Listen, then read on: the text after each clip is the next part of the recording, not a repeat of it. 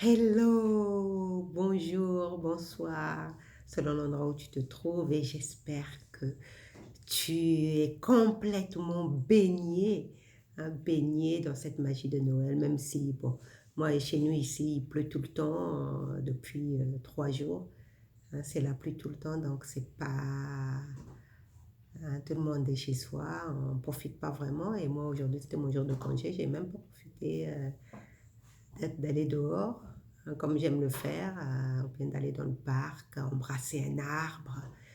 Je ne l'ai pas fait ces derniers jours, enfin, du moins toute cette semaine, hein, parce qu'il a plu tout le temps. Donc, c'était pas évident.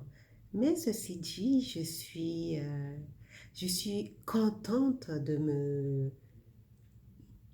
me baigner dans cette magie de Noël. Hier, par exemple, j'ai regardé deux bons films de bons films de Noël qui rappellent à quel point cette période est magique. Elle est magique, cette période. Moi, j'adore. Moi, j'adore parce que je sens que c'est une période à laquelle les gens, hein, la plupart d'entre nous, nous choisissons. C'est là que nous exerçons réellement notre choix. Si on pouvait faire ça tout le temps, ce serait génial. Mais j'ai l'impression qu'à la période de Noël, nous choisissons délibérément, délibérément, d'être joyeux. D'être joyeux parce qu'on veut profiter de cette période.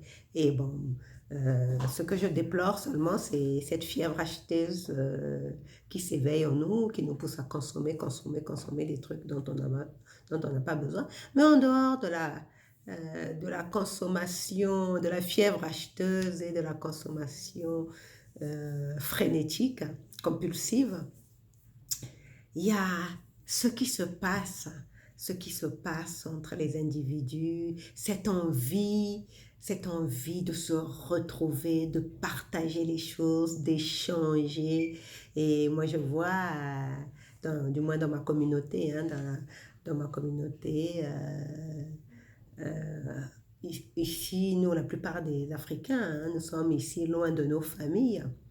Nous sommes ici loin de nos familles, on les a laissés en Afrique. Et ici, en France, en Europe du moins, on va former des espèces de familles où on va se retrouver, on va passer les fêtes ensemble.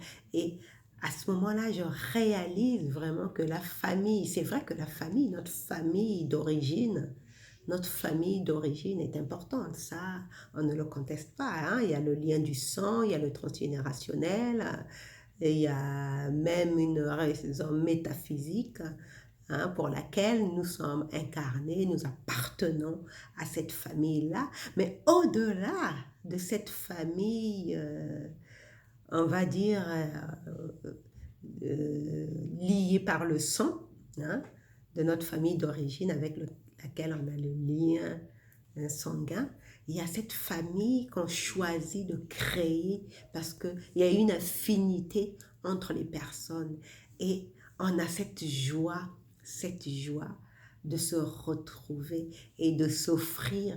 Et même quand les choses paraissent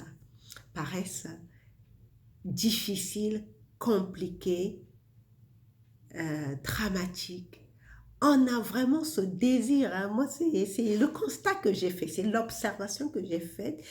Noël, la période des fêtes de fin d'année, est la seule période où la plupart d'entre nous avons vraiment ce désir d'exercer notre libre arbitre, c'est-à-dire le libre arbitre de choisir d'être dans la joie. Et qu'en serait-il si on le faisait tout le temps?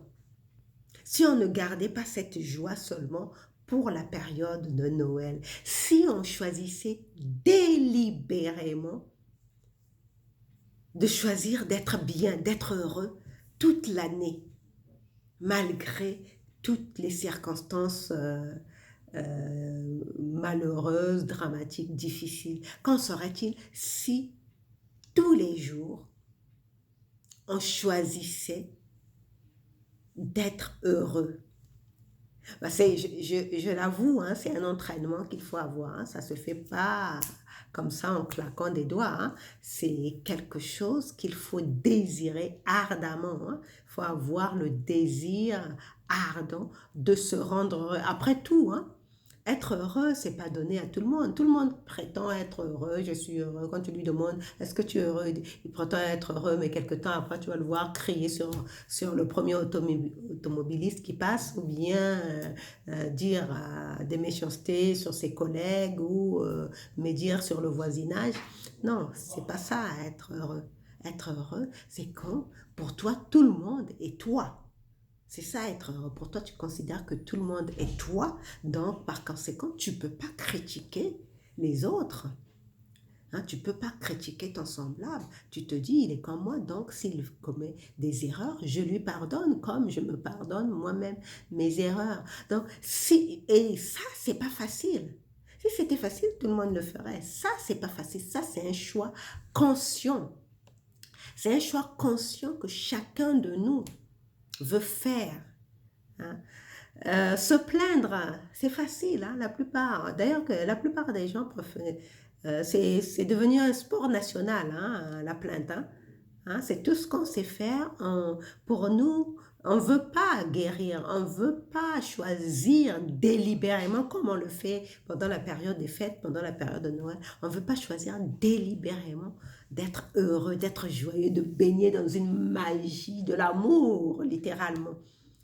Hein. On préfère se plaindre parce que c'est plus facile. C'est plus facile de s'avachir devant la télé à regarder des mauvaises nouvelles et après se lever, appeler une amie et critiquer les nouvelles ou bien échanger dans les réseaux sociaux les mauvaises nouvelles, les décisions liberticides du gouvernement. Ça, c'est facile. Hein? Ça, c'est donné à tout le monde de critiquer, de déplorer, d'avoir peur. C'est facile, ça.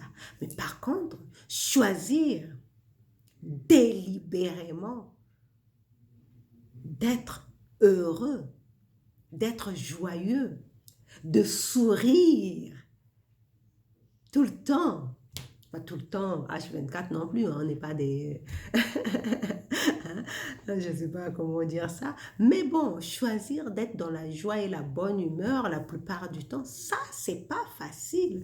Quand une facture inopinée te tombe dessus alors que tu frôles déjà le découvert, ça, c'est pas facile de choisir d'être dans la joie. Mais c'est un exercice, c'est possible de le faire. C'est un exercice au quotidien. C'est une pratique quotidienne à avoir. Et donc, pendant cette période de Noël, hein, moi, je t'invite à capter cette énergie, cette joie, ce choix que tu auras fait d'être heureux malgré cette crise sanitaire, parce que c'est ça qui se passe en ce moment. Les gens, pour la première fois vraiment, on va choisir vraiment ceux qui veulent fêter Noël dans la joie et la bonne humeur. Nous allons choisir littéralement et délibérément d'être heureux.